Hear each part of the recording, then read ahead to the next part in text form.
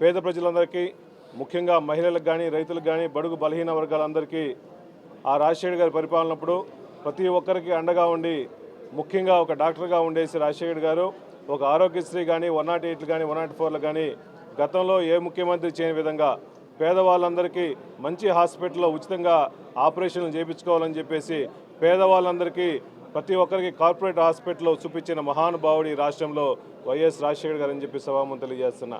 ఆ రోజు ఎలక్షన్లప్పుడు కూడా పాదయాత్ర చేసి ప్రతి ఒక్కరికి రైతుల కోసం అండగా ఉండటం కోసం ఉచిత కరెంట్ ఇచ్చిన ఒకే ఒక మహానుభావుడు ఈ రాష్ట్రంలో రాజశేఖర్ గారు అని చెప్పి సభాముఖంగా తెలియజేస్తున్నా.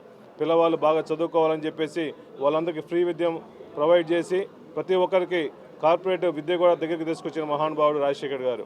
అటువంటి రాజశేఖర్ ఆశయాలు కొనసాగించడం కోసం మా నాయకుడు వైఎస్ జగన్మోహన్ గారి నాయకత్వంలో మేము ప్రతి ఒక్క కార్యకర్తలు మేమందరం కలిసిమెలిసి రాజశేఖర్ ఆశయాల కోసం జగన్మోహన్ గారితో పాటు కలిసిమెలిసి రాజశేఖర్ ఆశయాలు కొనసాగిస్తామని చెప్పి తెలియజేస్తున్నాం.